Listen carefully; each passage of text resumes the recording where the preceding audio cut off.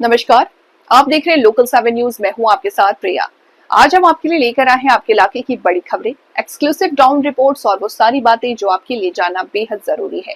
तो आइए नजर डालते हैं आज की इस खास खबर पर। दिल्ली के बवाना विधानसभा क्षेत्र के रोहिणी सेक्टर 23 में इस वर्ष पहली बार सनातन संस्कारम नाम की संस्था की तरफ से भव्य रामलीला व दशहरा महोत्सव का आयोजन किया जा रहा। इस आयोजन का नेतृत्व दिल्ली सरकार के मंत्री रविंद्र सिंह इंद्रौज करेंगे। बताया जा रहा है कि वो राजधानी दिल्ली की सबसे भव्य रामलीला होने वाली है। यहाँ रामलीला आयोजन स्थल लगभग 10 एकड़ के विशाल क्षेत्र में फैला हुआ है। मंच की भव्यता का अंदाज इसी से लगाया जा सकता है कि यहाँ 150 फीट चौड़ा या 75 फीट ऊंचा मंच तैयार किया गया, जिस पर एक बहुत बड़ी एलईडी डिस्प्ले लगाई जाएगी। साथ ही मंच पर ऑपरेशन सिंदूर, आत्मनिर्भर भारत और ईश्वर जैसी उपलब्धियों से जुड़ी विशेष झलकियां भी देखने को मिलेंगी।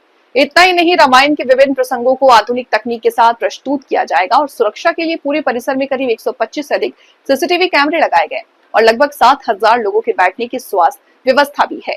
इतना ही नहीं, दशहरे के दिन पर्यावरण को ध्यान में रखते हुए इको फ्रेंडली रावण दहन का आयोजन होगा। सभी मीडिया बंधुओं का सनातन संस्कार परिवार, मैं इसको कुटुंब कहता हूँ, तो इस कुटुंब में आप सभी का स्वागत है। सभी को मालूम है कि 22 तारीख से नवरात्र शुरू होने वाले हैं। जैसे कि हमारे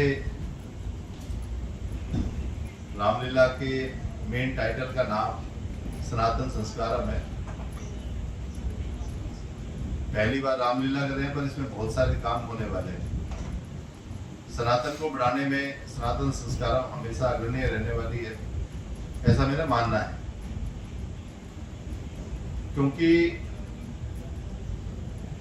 11 वर्षों में बहुत कुछ बदला है। जब से देश के यशस्वी प्रधानमंत्री नरेंद्र भाई मोदी देश के प्रधानमंत्री बने हैं, उसके बाद से विश्व में जो आज हिंदुस्तान की एक छवि निकल के आई है, किसी से छुपाने की बात नहीं।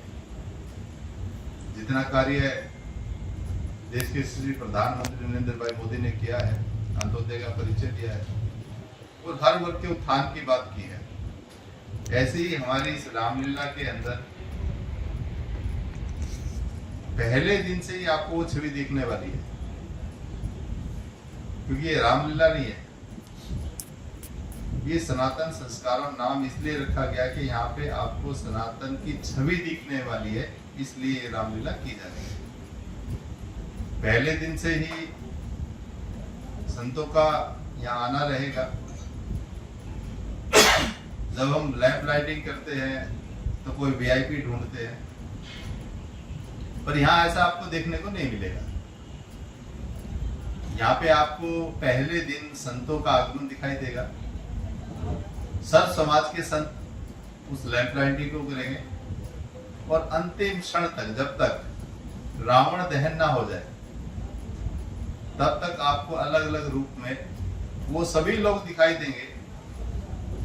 या हमारे सफाई कर्मचारी हो, या स्वास्थ्य संबंधी से लोग हों, या शिक्षा के बढ़ाने वाले लोग हों, या समाज में उत्थान करने वाले लोग हों, ऐसे लोगों से प्रथम लैंप लाइटिंग का काम भी इस सनातन संस्कारम के मंच से आपको दिखाई देने वाला है।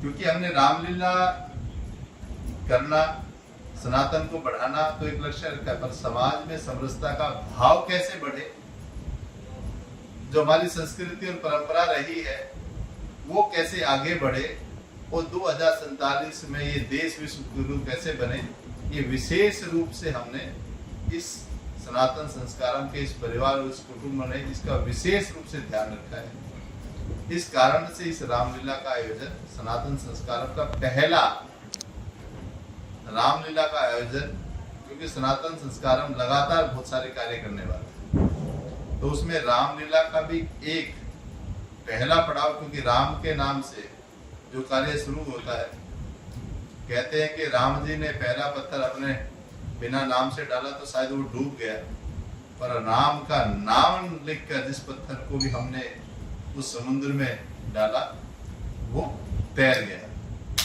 तो ये विशेष रूप से ध्यान रखा गया कि राम का नाम इस सनातन को कैसे जिंदा रखे, इस संस्कृति को कैसे बढ़ाए और ये सनातन संस्कारम समाज में समरसता कैसे लाए, इसका विशेष ध्यान रखते हुए हमने इस रामलीला का आयोजन किया है। और आपकी उपस्थिति भी मेरे लिए गौरवपूर्ण है, क्योंकि आप सबकी उपस्थिति के बगैर कुछ ना कुछ अधूरा रह जाता है। वो अधूरा ना रहे, क्योंकि मीडिया बंधु ही एक ऐसे बंधु हैं जो सच्चाई को समाज के आगे प्रमाणित करते हैं। तो मैं आप सबका स्वागत करता हूं कि आप सबके आगमन से जो सच्चाई और रामलीला के द्वारा जो समाज में, क्योंकि दिल्ली के अंदर क्या पूरे विश्व में रामलीला का आयोजन किया जाता है। जब रामलीला का आयोजन किया जाता है तो उसको एक नया प्रारूप देना, एक नया दृष्टिकोण देना, ये हमारी प्राथमिकता में भी आती है। मुझे नहीं पता ये नींव का पत्थर बनेगा या नहीं बनेगा, पर मेरा प्रयास रहना बहुत अनिवार्य है। इसलिए मैं पूरे कुटुंब की तरफ से, हमारे बीच में हमारे रामलीला के अध्यक्ष कपिल गोयल जी हमारे बीच बैठे हैं, मनोज जैन जी हैं, हमारे कमल जी हैं, कमल पहूजा जी कहते हैं। पर ऐसे ही इस सनातन परिवार से जुड़े हुए लोग वो सर समाज के हैं। वो सबका एक ही ध्येय रहा है, वो ध्येय है कि हमारी संस्कृति बढ़े, हमारा सनातन बढ़े। ये विशेष रूप में सभी का समर्पण है। जिस दिन ये सनातन संस्कारम का नाम हमने चिन्हित किया, पहले दिन ही कहा गया कि अगर समर्पण हो तो आपने इसका सदस्य बनना है, अगर समर्पण ना हो तो शायद आप इसके लायक या इसके बीच नहीं रह पाएंगे। अध्यक्ष सनातन संस्कारम, जैसा कि आपने नाम से देखा, हमारे सनातन संस्कारम सनातन को आगे बढ़ाने का है हमारा। जैसा अभी आपने पूछा था कि यूथ के लिए क्या कर रहे हैं, तो उसमें जो हमने अपनी टैगलाइन बनाई कि परंपरा से भविष्य की ओर। आजकल यूथ जो है वो रामलीला से सिर्फ दूर हो रहा है।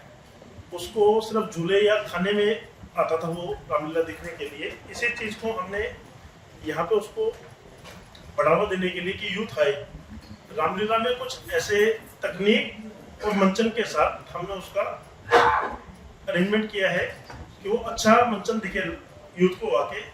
जो आज की टेक्नोलॉजी है उसको यूज किया गया है इसके अंदर। 150 फुट बाय 20 फुट की स्क्रीन लगेगी, एलईडी स्क्रीन, जो आगे मंचन के साथ उसके इफेक्ट्स आएंगे मंचन के साथ करते करते। दिल्ली में शायद पहली बार इतनी बड़ी स्टेज लग रही है कि 150 फुट बाय 70 फुट की स्टेज है। हाइट इसकी 65 फुट की है और 125 के करीब कलाकार हैं इसके अंदर जो मंचन करेंगे इसके अंदर। और लाइट्स के इफेक्ट्स भी अच्छे हैं, उसके लिए काफी अच्छा इंतजाम किया गया है। सुरक्षा की दृष्टि से 125 सीसीटीवी कैमरास लगाए गए हैं। 7,000-8,000 लोगों के करीब कैपेसिटी है बैठने की। उनकी सुरक्षा के लिए भी काफी अच्छे इंतजाम किए गए हैं। अरेंजमेंट सिस्टम स्टेडियम स्टाइल में किया गया है कि स्टेडियम स्टाइल में रहे कि पीछे वाले को डिस्टर्बेंस ना हो देखने के लिए। ऑपरेशन सिंदूर की झांकी है, आत्मनिर्भर भारत की झांकी है, इसरो की भी झांकी हमने बाहर लगाया। ऑपरेशन सिंदूर में हमने लोगों को कनेक्ट करने के लिए एक पोस्ट कार्ड बनाए हैं अपने, डेली जो प्रिंट होंगे हमारे, और एक पोस्ट ऑफिस लगाया कि लोग अपने संदेश लगाए लिखेंगे और आर्मी के लिए पोस्ट ऑफिस में डाल देंगे। और ऐसी कोशिश रहेगी कि हर तीसरे दिन आर्मी के यहाँ से कोई भी आए और उन्हें हम मंच पे उनके संदेश हैंड ओवर करें। ये हमारी कोशिश रहेगी। इसमें ज़्यादा से ज़्यादा हम यूथ को कनेक्ट कर सकें, लोकल लोगों को कनेक्ट कर सकें और रामलीलाओं के जो अनछुए पहलू है वो हम बता सकें। उसके लिए एक छोटी सी बात बता देता हूँ मैं आपको कि द्वार के नाम भी हमने यहाँ पे थोड़े से डिफरेंट रखे हैं।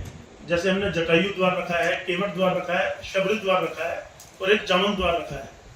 ये थोड़ा सा हमने डिफरेंस यहाँ पे दिखाया है कि नाम से थोड़ा सा फर्क पड़े लोगों को, कि एक संदेश जाता है अच्छा, जो जिनके लिए लोग बात नहीं करते। मेन आधार रामलीला के यही थे और इनसे रामलीला या राम कथा यहाँ से स्टार्ट हुई थी, इसलिए हमने उनके बारे में लोगों को पता लगे कि क्या है। धन्यवाद। जय श्री राम। कमल जी, सुरक्षा की बात बता दी है और सारी जो तकनीकी है वो भी बता दी गई है, लेकिन सबसे बड़ी समस्या होती है क्योंकि बहुत बड़ी भव्य रामलीला हो रही है, तो ऐसे में अगर हम बात करें ट्रैफिक जाम की, तो उसको लेकर के क्या कुछ इंतजाम या व्यवस्था आप लोगों की तरफ से की गई? सभी को जय श्री राम। सबसे पहले आपका स्वागत। मेरा नाम कमल पहूजा है और सनातन संस्कारम परिवार ने मुझे महासचिव की जिम्मेदारी दी है।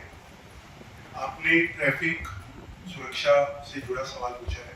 तो जैसे कपिल भाई ने बताया कि हमारे यहाँ पर हमने लगभग 110-125 सीसीटीवी कैमरा से पूरा प्रांगण कवर रहेगा।